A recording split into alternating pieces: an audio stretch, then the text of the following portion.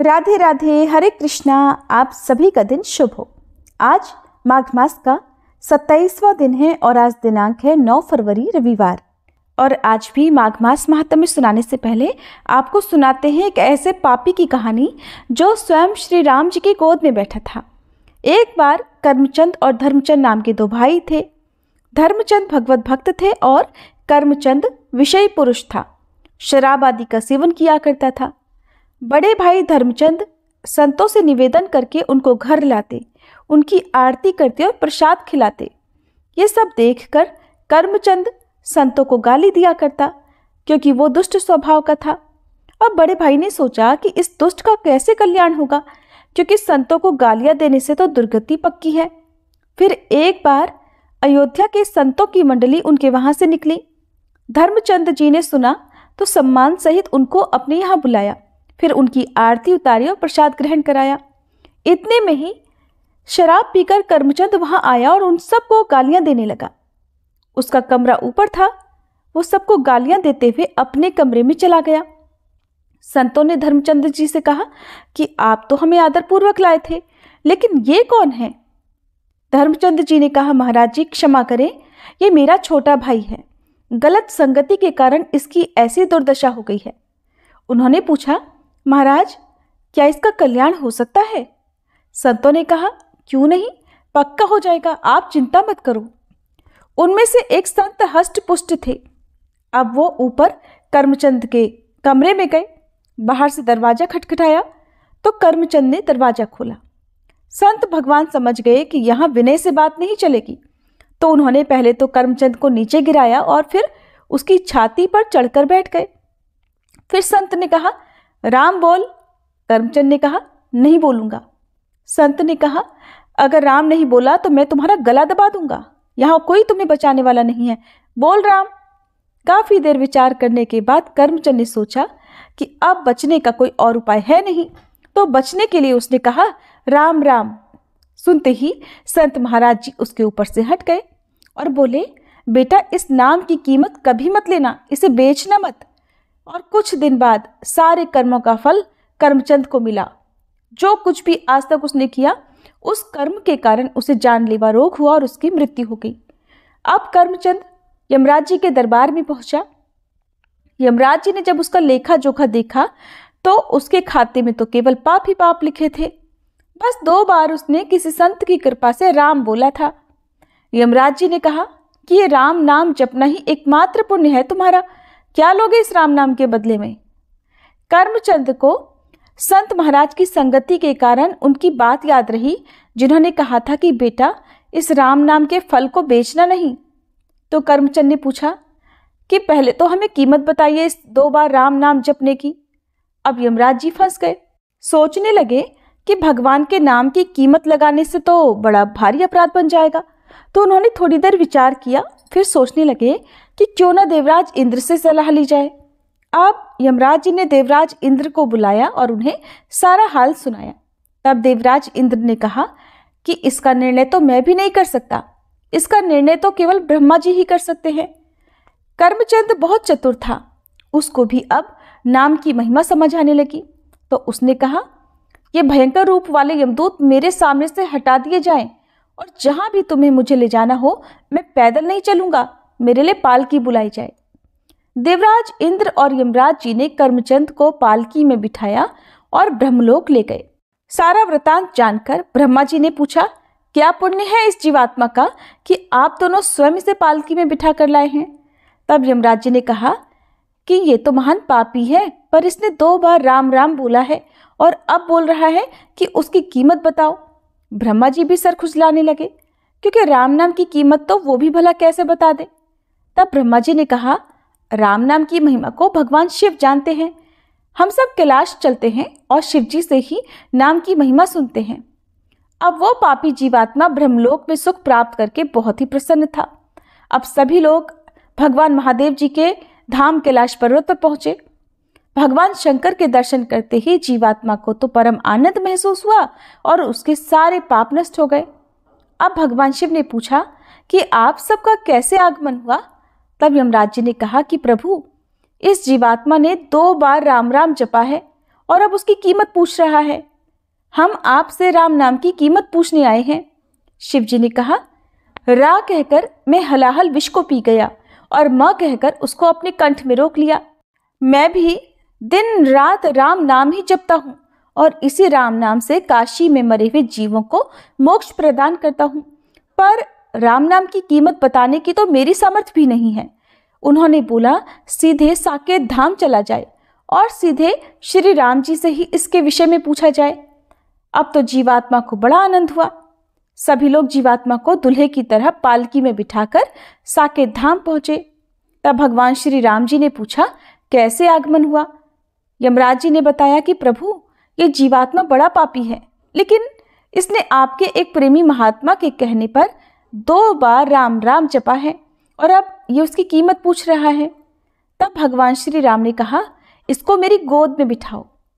भगवान श्री राम ने उस जीवात्मा को अपनी गोद में बिठाया और उसको दुलार करते हुए कहा कि कीमत तो मैं भी नहीं बता सकता, पर महिमा आप स्वयं देख लो। ये पापी होते हुए भी मेरी गोद में बैठा है। राम नाम की महिमा देखो कि शराब पीने वाला कुमार्गामी जीव जो संत द्रोह करता था, एक संत महाराज की अहेतु की कृपा से उसने अपने जीवन में केवल 2 बार ही राम नाम जपा, तो खुद श्री राम जी ने उसे अपनी गोद में बिठाया और दुलार कर रहे हैं। इसलिए कभी इस बात पर संदेह नहीं करना चाहिए कि 2-4 बार नाम जपने से भगवत प्राप्ति हो जाएगी क्या, या नहीं होगी। एक ही नाम काफी है भगवत प्राप्ति कराने के लिए। अगर नाम जप के साथ कोई अपराध ना बने तो प्रभु के नाम में रस आ जाएगा। उसका स्वाद लेकर आप प्रभु को अपने अधीन कर सकते हैं। नाम जप से आपको प्रभु की लीलाओं में प्रवेश करने और उनके श्री अंग की सेवा करने का सौभाग्य भी प्राप्त हो सकता है। ये था आज का प्रसंग। सभी मिलकर प्रेम से बोलिए, सियापति रामचंद्र जी की जय। अब सुनिए आज का महात्म्य। श्री सूत जी कहते हैं, प्राचीन काल में इक्ष्वाकु कुल में सत्यसंध नाम से प्रसिद्ध एक राजा हुए हैं। उनसे एक कन्या उत्पन्न हुई। 12वें दिन राजा ने मंत्रियों और ब्राह्मणों से परामर्श करके उसका नामकरण किया कि मेरी इस कन्या के कान उत्पल अर्थात कमल दल के समान हैं, इसलिए इसका नाम कर्णोत्पला रहे। नामकरण हो जाने पर वह कन्या दिन प्रतिदिन बढ़ने लगी। धीरे धीरे वह तरुणावस्था को प्राप्त हुई। उसे देखकर राजा ये विचार करने लगे कि मैं अपनी इस कन्या का विवाह किसके साथ करूं? इसके योग्य वर तो इस पृथ्वी पर कोई है ही नहीं। इस समय मुझे क्या करना चाहिए? इस प्रकार सोचते विचारते हुए अंत में वे इस निश्चय पर पहुंचे कि चलकर ब्रह्मा जी से ही पूछ लेना चाहिए। वे जिसको कहेंगे उसी के साथ मैं अपनी कन्या का विवाह कर दूंगा। ऐसा विचार करके अपनी कन्या को साथ लेकर राजा ब्रह्मलोक में गए। जिस समय वे वहां पहुंचे उस समय ब्रह्मा जी के लिए संध्या काल आ पहुंचा था। इसलिए ब्रह्मा जी संध्योपासना के लिए उत्सुक होकर समाधि लगाकर बैठ गए और अपने अंतःकरण में अष्टदल कमल की कर्णिका पर स्थित ज्योति स्वरूप ब्रह्म का साक्षात्कार करने लगे। उस समय उनके नयनों से अश्रु झर रहे थे और अंगों में रोमांच हो रहा था। संध्योपासना पूरी करके ब्रह्मा जी ने आचमन किया और हाथ पैर धोकर सब दिशाओं की ओर देखा। इसी समय राजा सत्यसंध ने पुत्री के साथ उनके चरणों में प्रणाम किया और कहा, भगवान, मैं मर्त्यलोक में स्थित आनर्द देश का राजा सत्यसंध हूं और ये मेरी सुंदरी कन्या कर्णोत्पला है। मुझे धरती पर इसके योग्य पति कहीं नहीं मिला, इसलिए प्रभु मैं आपकी सेवा में आया हूं। आप ही इसके योग्य पति बताइए जिसके साथ मैं इसका विवाह कर सकूं। राजा की बात सुनकर श्री ब्रह्मा जी मुस्कुराए और इस प्रकार बोले, राजन, तुम्हें यहाँ आए हुए 3 युग बीत गए। तुमने पहले पृथ्वी पर जिन जिन लोगों को देखा था वे सब तो काल के गाल में चले गए। अब पृथ्वी पर दूसरी ही सृष्टि है। अब तुम अपनी कन्या के साथ यहीं रहो। भूलोक में तुम्हारे जो पुत्र पौत्र भाई बंधु सेवक आदि थे उन सब की तो मृत्यु हो चुकी है। तब जो आज्ञा कहकर राजा वहीं ठहर गए। ये देखकर उनकी पुत्री ने रोते हुए कहा, पिताजी, मैं तो वहीं जाऊंगी जहां मेरी माता हैं, सखियां हैं, इसलिए आप शीघ्र ही वहां चलिए। तब राजा के मन में अपनी पुत्री के प्रति अपार स्नेह उमड़ आया और उसे साथ लेकर वे अपने देश को वापस लौटे। वहां गए तो देखते हैं कि जहां पहले स्थल था अब वहां पर जलाशय लहराते हैं और जहां जल था उस स्थान में दुर्गम स्थल प्रदेश दिखाई दे रहे हैं। उस देश में और ही लोग थे, और ही प्रकार के धर्म प्रचलित हो गए थे। वे पूछने पर भी किसी के साथ कोई भी संबंध का अनुभव कर ही नहीं पा रहे थे। मर्त्यलोक की वायु का स्पर्श होते ही वे दोनों वृद्धावस्था से ग्रस्त हो गए। उस समय राजा ने पूछा कि यहाँ का राजा कौन है, ये देश कौन सा है और ये नगर कौन सा है। तब वहां के लोगों ने बताया कि इस देश का नाम तो आनर्त है। धर्मा के बृहद्वल इस देश के राजा हैं। ये प्राप्तिपूर्ण नगर है और साबरमती अर्थात साबरमती नदी यहाँ पर बह रही है। इसी का ये गर्ता नाम से प्रसिद्ध तीर्थ है, जहाँ शांत, जितेंद्रिय, श्रेष्ठ गुणों में तत्पर, तपस्या में लीन, महान सौभाग्यशाली तथा स्नान और जप में लगे हुए ये मुनिगण निवास करते हैं। ये सुनकर राजा सत्यसंध अपनी कन्या के साथ दुख शोक से आतुर होकर फूट फूट कर रोने लगे। उन दोनों वृद्धों को रोते देखकर दयावश वहां आसपास के सभी लोग एकत्र हो गए और पूछने लगे, बूढ़े बाबा, तुम इस वृद्धा के साथ दुख से पीड़ित होकर क्यों रो रहे हो? क्या तुम्हारी कोई प्रिय वस्तु नष्ट हो गई है? तब राजा ने कहा, मैं ही पहले इस अनर्थ देश का राजा था और मेरा नाम सत्यसंध है और ये मेरी पुत्री कर्णोत्पला है। मैं इसके विवाह के निमित्त वर का निश्चय करने के लिए ब्रह्मा जी से पूछने के उद्देश्य से यहाँ से ब्रह्मलोक को गया था। वहां 2 घड़ी मुझे ठहर जाना पड़ा। उसके बाद जब लौटकर यहाँ आया तो इस पृथ्वी पर सब कुछ बदला हुआ देख रहा हूँ। ये सुनकर वहां के लोगों ने राजा बृहद्वल के पास जाकर सारा वृत्तांत कह सुनाया। सुनकर राजा बृहद्वल वहां पैदल ही आए और उन्हें प्रणाम करके हाथ जोड़ते हुए कहने लगे, महाराज, आपका स्वागत है। मुझ सेवक के साथ अपना ये राज्य पुनः सादर ग्रहण कीजिए। तब राजा सत्यसंध ने भूपाल बृहद्वल को हृदय से लगाया और उनका मस्तक सूंघकर कहने लगे, वत्स, मैंने तो बहुत समय तक राज्य किया, नाना प्रकार के दान दिए और पूर्ण दक्षिणा वाले अश्वमेध आदि यज्ञों से यज्ञ पुरुष की आराधना भी की है। अब इस पुत्री के साथ तपस्या करूंगा, जिससे इसको पुनः पूर्ववत तरुणावस्था प्राप्त हो जाए।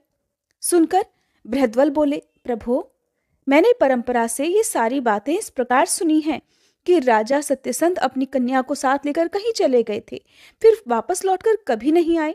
उनके मंत्रियों ने बहुत दिनों तक उस राज्य का पालन किया। इसके बाद उन्हीं के पुत्र सुहै का उन्होंने राज्याभिषेक कर दिया। उसी महाराज सुहै की वंश परंपरा में मेरा जन्म हुआ है और मैं उनमें 77वीं पीढ़ी में हूँ। आप इसी गर्ता तीर्थ में रहकर तपस्या कीजिए, जिससे मैं तीनों समय आपकी चरण वंदना करके कल्याण का भागी हो सकूं। तब राजा सत्यसंध ने कहा, वत्स, पहले हाटकेश्वर क्षेत्र में मैंने वृषभेश्वर भगवान शिव की प्रतिष्ठा की थी। वो स्थान आज भी है ही। वहीं चलकर दिन रात भगवान शंकर की आराधना करूंगा। तुम इस कन्या के साथ मुझे वहीं भेज दो। इसके बाद अपनी पुत्री के साथ हाटकेश्वर क्षेत्र में जाकर राजा सत्यसंध बहुत प्रसन्न हुए और वहां अद्भुत तपस्या में लीन हो गए। कर्णोत्पला किसी पवित्र जलाशय के तट पर श्रद्धापूर्वक पार्वती जी की स्थापना करके वहीं तपस्या करने लगी। उसकी तपस्या से संतुष्ट होकर पार्वती देवी ने एक दिन प्रत्यक्ष दर्शन दिया और कहने लगी, बेटी, मैं तुमसे प्रसन्न हूं, मनोवांछित वर मांगो। तब पुत्री बोली, देवी, मेरे पिताजी मेरा विवाह करने के लिए बहुत दुखी हैं। वे इसी के लिए राज्य, सुख और कुटुंब सब से वंचित हुए और अब वैराग्य को प्राप्त होकर तपस्या कर रहे हैं। मैं कुमारी से अचानक वृद्धा हो गई हूँ, अतः अब यही प्रार्थना है कि मेरा वह तारुण्य और सौंदर्य पुनः लौट आए और मुझे कोई श्रेष्ठ पति भी प्राप्त हो।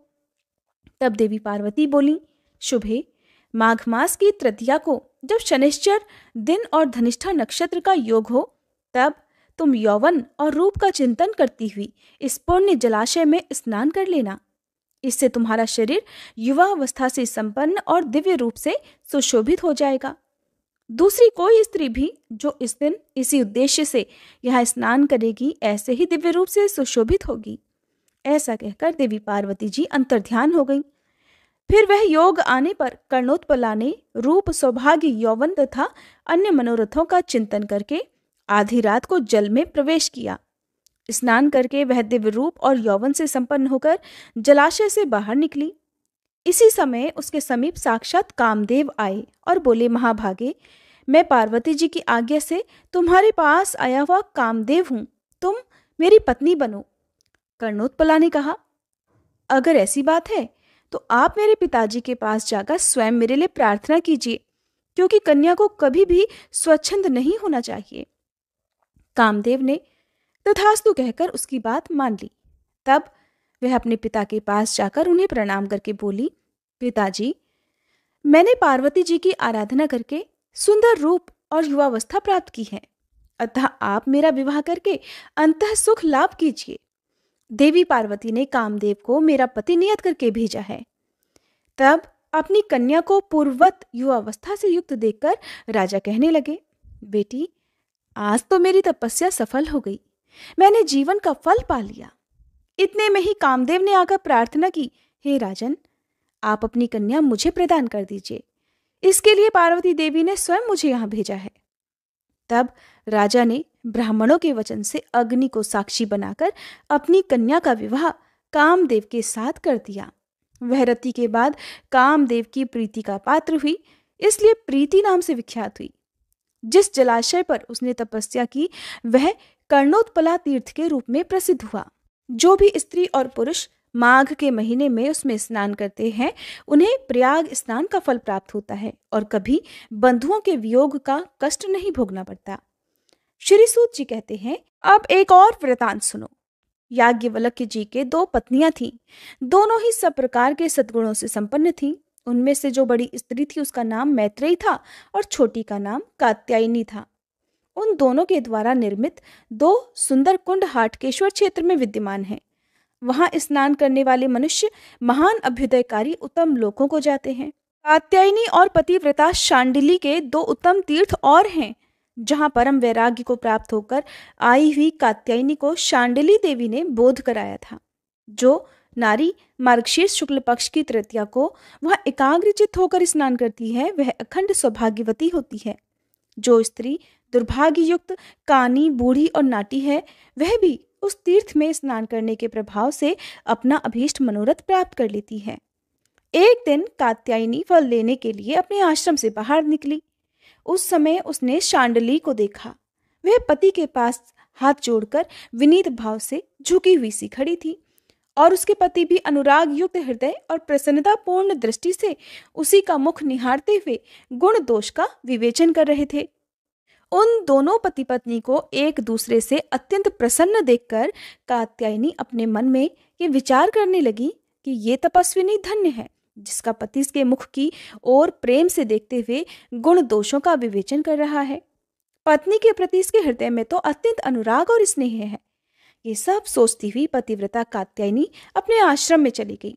उसके बाद एक समय जब शांडिली के पति किसी काम से बाहर चले गए तब एकांत में बैठी हुई शांडिली के पास कात्यायनी गई और बड़े आदर से बोली, कल्याणी, मुझे कोई ऐसा उपदेश दो जिससे पति स्त्री के प्रति विशेष प्रेम रखने वाला हो, वह कभी भी अपनी पत्नी का कड़वे वचनों से अपमान न कर सके। तब शांडिली बोली, साध्वी सुनो, मैं तुमसे एक रहस्य की बात बताती हूँ। मेरे पिता मुनिवर शांडिल्य जब नई अवस्था के थे तब कुरुक्षेत्र में आश्रम बनाकर रहते थे।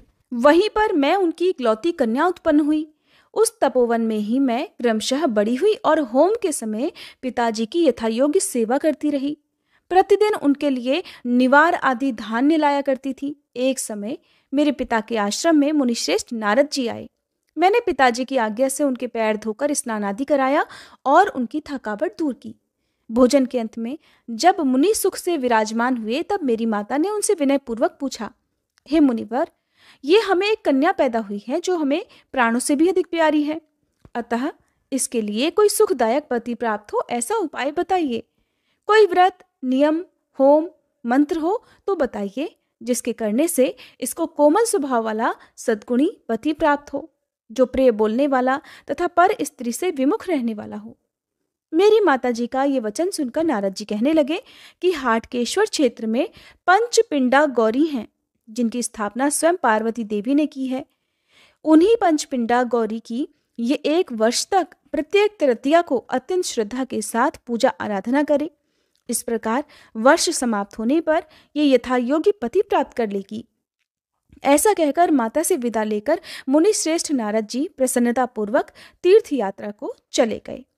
ये वृतांत सुनाकर शांडिली ने कहा, हे कात्यायनी, कुमारी होते हुए भी मैंने नारद जी की आज्ञा से उत्तम पति की इच्छा रखकर मार्गशीर्ष मास से आरंभ करके 1 वर्ष तक प्रत्येक तृतीया को भक्ति पूर्वक पंचपिंडा गौरी की आराधना की और गंध माल्य अनुलेपन, तरह तरह के दान और नैवेद्य आदि के द्वारा उनका पूजन किया। उसी के प्रभाव से मुझे ये जैमिनी नाम वाले श्रेष्ठ द्विज पति रूप में प्राप्त हुए हैं। अतः कल्याणी, तुम भी इन पंचपिंडा गौरी की पूजा करो, इससे तुम्हें उत्तम सौभाग्य की प्राप्ति होगी। शांडिली का कथन सुनकर कात्यायनी ने उसे प्रणाम किया और प्रसन्नतापूर्वक अपने घर लौट आई। मार्गशीर्ष मास आने पर तृतीया तिथि को शुभ दिन में कात्यायनी ने गौरी देवी का पूजन किया और 1 वर्ष तक वह इस नियम का पालन करती रही।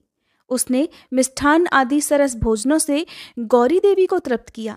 फिर वर्ष पूरा होने पर उसके पति याज्ञवल्क्य स्वयं उसके पास आए और प्रेम पूर्वक बोले, शुभे, चलो चलो अपने घर चलें।